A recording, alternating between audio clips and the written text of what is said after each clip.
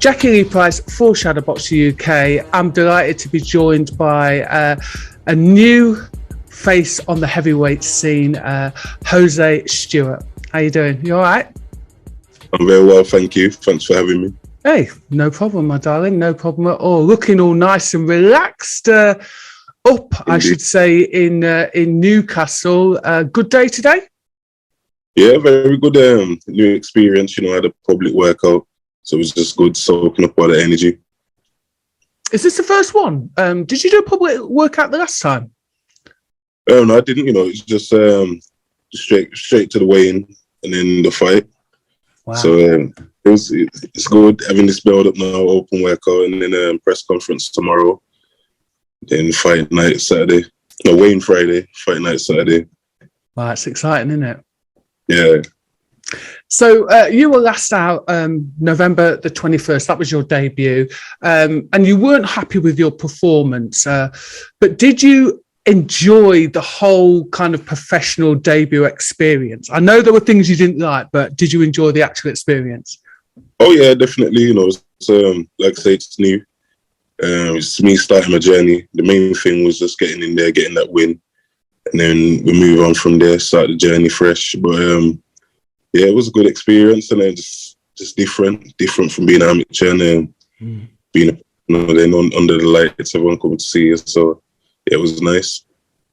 What's the thing that kind of put a little bit of pressure on you? Because you're signed with Wasserman. You joined them, didn't you? I think it was last year, and it's all new. Like you were just saying, you're part of you were an amateur, and we'll talk about that in a minute. But just that whole pressure of being on a new organisation, all eyes on you. Did that play a part?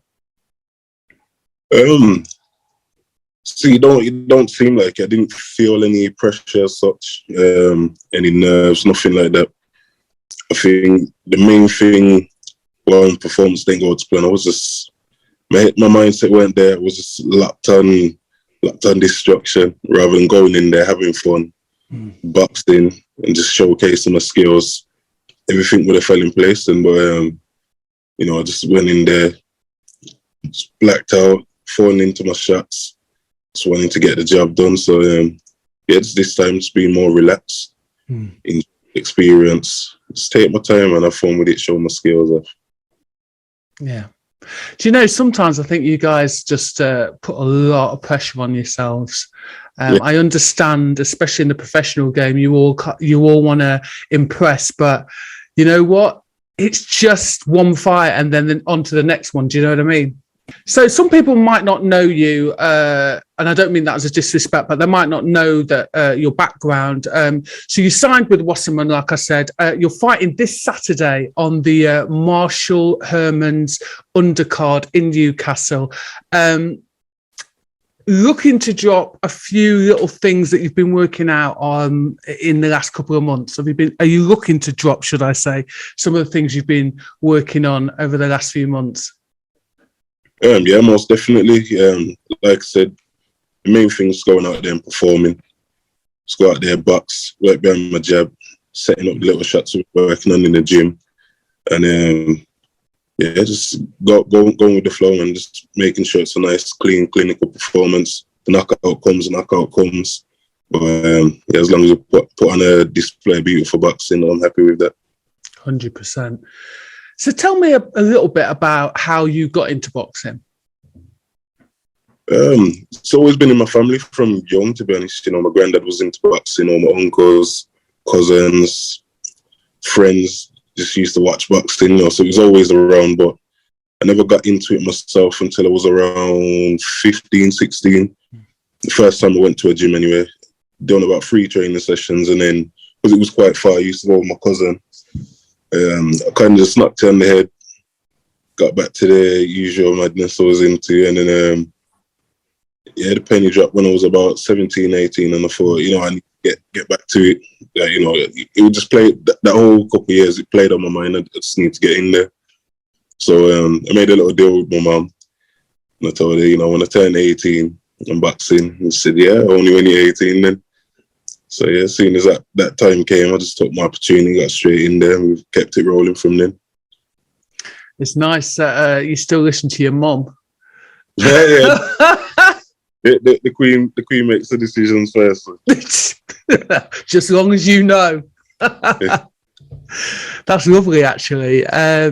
So what have you gained? Because you've just said that you and I don't know what this means, but you've just said that you got back to the usual nonsense, and maybe you want to elaborate on that. But what have you gained from being involved in the fight game?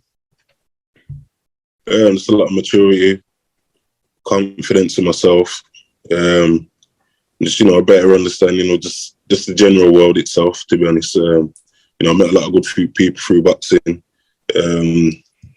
I got back into it, actually. I was in a bit of a bit of an establishment for, so some naughty kids. And, they were trying to get some work experience and just doing all sorts, they wanted to get us into mechanics, which is good now. I wish I would have done that as well. But, they wanted to get us into all sorts. But I told them, I want to be a boxer, so the only thing I'm looking to do is fitness instructing, personal training, and anything along those lines that will help my boxing. If it ain't that, I ain't interested. I was just set on what I wanted to do. So, thankfully, the manager of the place at the time, his cousin actually owned the gym, the one that I currently work at for as an amateur firewalker. Dropped to my call and said, I got a lad here. It's hard work, but would you mind helping him? So he said, yeah, just let me come down the gym. I got work experience there, cleaner. I felt like it was with Mr. Miyagi. But it was good though.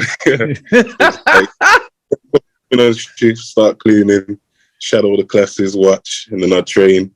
So it was all good either way. I got my training, and then eventually just sat me down seriously and was like, look, we want to get you qualifications, and then main thing, get you into your boxing. How serious do you want to take it? And I just told him straight away, I want to be a world champion, nothing less. And so, all right, then championship start in 6 weeks. I was like, woo. But it was good, because at least then I got straight in the deep end, exactly where I wanted to be. And we just worked from there. Do you think ultimately that kind of right, the championships are in 6 weeks, was a little test just to see, listen, how serious is this kid about boxing? Yeah. Well, yeah, exactly that. Because before that, in that 6 weeks, I got a fight in, and in the championships and the novices, you need a minimum of 2 at the time. Mm-hmm. So we just had to blag it and say, had a random fight somewhere. Yeah, he had some kind of other combat sport, so it was all right then. You can fight. So all the guys that was going up against had like 9 and 10, literally right on the border. So it was just good experience getting in that deep end, and then week after week, beat the next guy onto the next one, onto the next one after that. Just up and down the country. It was nice. So, talking about, your coach, what does it mean to you that somebody gave you that opportunity? Because not everyone always gets it. Yeah, it's huge for me because, like I say, I learned a lot being at Firewalker, because it's the owner of Firewalker is a 5-time former world champion. He's in kickboxing, K1, for the people that know about them rough sports there. It ain't easy. So the real fight sports. rough. Stand up, no grappling. It's just serious one. So somebody like that, to have somebody like that so close to home, giving you advice on a daily, and just taking you through life lessons. Good, because he's from the ends as well. So it's not like he's some uptight guy that don't understand where I'm coming from. He knows exactly how it is, and he just told me, get to work, put the work in, everything will come out. I promise you that. Put the work in, and it will all unfold. If you want it, you'll go get it. And we're doing that now in the process. So it's just good having those people around there. There was many more fighters in the gym as well that just bring me along as well, all top level guys. So it's good, man. Good to be around. It's important to hear. You know what? The truth is, you got to work hard. But I think for somebody to, like you say, mentor you and to encourage you in that way. Had you heard that much in your life before? No, besides family, you know, I'll be real with you. All you hear in like meetings in school, they say, "Yeah, he's good, but he's a bit of a menace." You know, so the teacher used to be scared of me and whatnot. There's a lot behind that. I used to get in a lot of fights, you know, because I'm a big target, and because I'm always smiling. People used to test me. They got dealt with, and I always suffer the brunt of it in terms of, like, you know, school's punishments. But you know, anytime that meetings with my mum, say, "Yeah, he's a good lad, he's clever, but he's a bit of a menace to society. It's gonna be like this, it's gonna be like that. He's only gonna go this way." You know, it's very more typical, stereotypical talk. So good, here I am anyway, and you know, we take those life lessons and we move on. We just learn to do better. The funny thing is, as well, you're like me. You can't hide when you're when you're causing mayhem. You can't hide. You know, when it's like, let me just play the game a little bit because, like, boy. But you know what's funny? Well, it's not really funny, but you know, somebody saying you're going to turn out like this and you're going to turn out like that. So many kids hear that. Yeah. Do you know what I'm saying? And how do you think that affects them, and also how it affects their ability to go, do you know what? Let me just F them and drive forward. Yeah. You know, I think all through school, a lot of people gave up by the time it was 14, 15, it was done. They thought life was fully against them and there was nothing worth fighting for, so they just carried on doing what they was doing, slipping further off the rails because everybody told them they couldn't do it. Me, I'm stubborn, so I weren't listening. And I've got a lot of good people around me, you know, family and everything. Even my family members that have done wrong, and you know, they're in their little run-ins. Everyone always saying to me, "Don't let that be you. You got many things that you're good at. Stick to it and just keep driving forward." And it's like, you know, as a young kid, you listen to it, and you kind of you take a little bit from it, and then on the other hand, you think, "Oh, they're trying to block my fun. They're trying to stop me from." But you know, gradually as you get older, you start sinking in a lot more, and you're thinking, "All right, then I see what they're saying." Man. But yeah, I'm one of the fortunate ones. But as you say, there's a lot of people that do get disheartened and just they give up from living. I've seen it as a coach, and it's it's a shame. It really is a shame. And what I am glad to hear about is that you've had people that are involved in a little bit of criminality that are saying, "Listen, you know what? You stick to that road over there," because sometimes people can drag you back when you are on the road to success, can't they? Yeah, most definitely. You know, it's just my town's full of it. You know, down the road from Birmingham, Wolverhampton's, it's a mad place. There's a lot of things. And so, you know, there's influences everywhere, no matter where you go, no matter how you try to live. My mum's raised me perfect, on point. If she knew half the things I got up to when I went in the house, completely different to how I was raised. And so that's down to how she raised me. It's just what I'm around, you can't escape it. So it's one of those, I guess, it's just character building. Things happen, but yeah, so good, man. Like I keep saying, we're here now, we're building, we're putting those blocks on top to get to higher places. And you've had a few opportunities, haven't you, sparring with, I think I read somewhere that you'd sparred with AJ, or was it Fury? Is that true?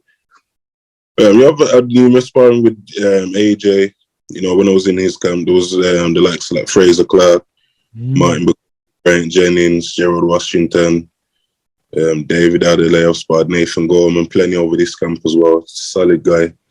Matt Harris, you know, the list goes on because there's a lot of good names have been in there with, man, getting that experience. Do you sort of sometimes pinch yourself to go, do you know what? Look at the life I could have led, and here I am in like Fury's camp or AJ's camp and living the life. Okay, you're having to take some licks, but still. So good, man. We love it, though. You got to be a certain kind of sick soul to love boxing. So here I am. Yeah, it's good. It sinks in, and then it does hit you again, and you think it's real, man. It's real. But it's what I've had my eyes on from young. I'm like, when was it? 2002 or 2003, Lennox Lewis's last fight. I remember watching that live, and then it was massive. All my family was around. From then, hearing undisputed heavyweight champion, it just stuck with me. So when I did hit 18 and it started to get real, that I can actually go down that route. That's the only thing on my mind. So are your family, are they coming to Newcastle? Because I know you bought a whole trailer load with you last time to London. Yeah. There's a good few coming up, man. They're going to make some noise. I'm looking forward to it. And your sister, is she coming? Because I think I might have to send her flowers. I might have to smooth it next time I see you. We'll get there. I'm from a forgiving family. Oh, good. So yeah, they're coming up, or so they can kind of enjoy it with you. Yeah, definitely. Always on it. Wherever we are, the Midlands Monsters Army is going to be there. Nice. Yeah, I think you had one of the biggest crowds with you, actually, to be fair. It's a shame it was on a Thursday. If it was on a Saturday, that would have been fireworks. But they came and made some noise for me, man. I loved it. I loved the little chants. Do you know what? Listen, there's more of that to come. So yeah, there's loads more of that to come, and especially when it starts moving closer to where you're from. Yeah, 100%. Yeah, looking forward to that day. So listen, I wish you all the best on Saturday. It's been really great to talk to you. Thanks very much for giving us your time. Right, thanks for having me again, man. Much appreciated.